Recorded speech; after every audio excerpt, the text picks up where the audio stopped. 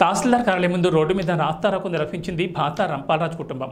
బుట్టాయిగూడెం పంచాయతీ పరిధిలో మర్రిగూడెం గ్రామం పక్కన ఉన్న వ్యవసాయ భూమి మరియు చీడి మామిడి తోట సుమారు 80 ఎకరాల భూమిని పూర్వం బుట్టాయిగూడెం గ్రామానికి చెందిన కరాటం నారాయణరావు మరియు మరో ఇద్దరు భూస్వాములు మా భూమిని అన్యాక్రాంతం చేసి మా పూర్వీకులైన మా తాత ముత్తాతలను మోసం చేసి ఆక్రమించుకుని సాగు చేసుకుంటున్నారు.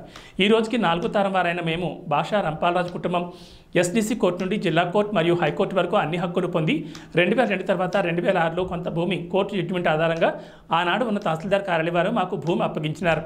మీద డిస్ప్యూట్ ఉంది, హైకోర్టులో చీఫ్ జస్టిస్ దగ్గర డిస్ప్యూట్ ఉంది. అయినా సరే మాకు పంచనామా ప్రకారం మేము ఇప్పుడు పొజిషన్లో ఉన్నాం. మరైతే ఈ మర్రిగూడెం గ్రామస్తులు ఎవరైతే గిరిజనులు ఉన్నారో పూనెం పార్వతి, పొడి వెంకటేశ్వరరావు, గాలి ఆనందరావు తదితరులు మా మీదకి సంవత్సర కాలంగా దౌర్జన్యంగా వచ్చి మా పంటలు ఎత్తుకుపోతూ ఉన్నారు.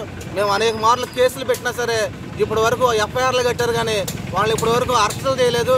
నిన్నగాక మన రాత్రి 6:30 ఆ ప్రాంతంలో మర్రిగూడెం గిరిజనులు అందరూ కూడా మమ్మల్ని మా చేలో మేము మకాంలో ఉంటే చంపడానికి వచ్చారు. మేము వాళ్ళ జనాల దగ్గర ఉన్న కత్తులు కర్రలు చూసి భయభ్రాంతులకు గురయ్యి అక్కడ నుంచి పారిపోవడం జరిగింది. పారిపోయి కొంత దూరం వెళ్ళి సేఫ్టీ ప్లేస్ మేము దాక్కుని చూస్తూ ఉంటే మా పాకలో మా ఇంటిలో ఉన్నటువంటి ఏదైతే మా సామాన్లు ఉన్నా అవన్నీ బయటపడేసి బద్దలు కొట్టేసి మా పాకను తగలబెట్టేశారు. మేము వచ్చి కేసు పెట్టినా సరే ఇప్పుడు వరకు కూడా ఎస్ఐ గారు వాళ్ళ మీద ఎటువంటి ఎఫ్ఐఆర్ కట్టలేదు. రెవెన్యూ వాళ్ళు కూడా ఎటువంటి చర్య తీసుకోవట్లేదు. ఇవాళ మా ఫ్యామిలీ మీద థ్రెట్ ఉంది. ఈ భూమికి సంబంధించి మాకు కరాటం వాళ్ళకి గద్దె వాళ్ళకి డిస్ప్యూట్ ఉంది. ఈ డిస్ప్యూట్కి సంబంధించి ఇప్పటికీ కూడా కరాటం ఫ్యామిలీ ఏదైతే ఈ మర్రిగూడెం గిరిజనులు ఉన్నారో వాళ్ళకి ఎక్కేసి మా మీదకి పంపుతా ఉన్నారు.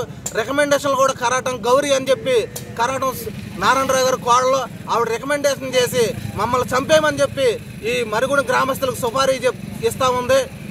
ఇవాళ మర్రిగూడెం గ్రామస్తులను వెనకాల నుంచి నడిపించుకుంటూ ఆవిడ మమ్మల్ని చంపమని చెప్పి పదే వాళ్ళని మా మీదకి ఎక్కేస్తూ ఉంది. ఇవాళ రెవెన్యూ ఆఫీసులో కానీ పోలీస్ స్టేషన్లో కూడా ఆవిడే పెద్ద వాళ్ళ ద్వారా రికమెండేషన్ చేయించేసి మమ్మల్ని ఇవాళ రోడ్డును పడే విధంగా చేస్తూ ఉంది.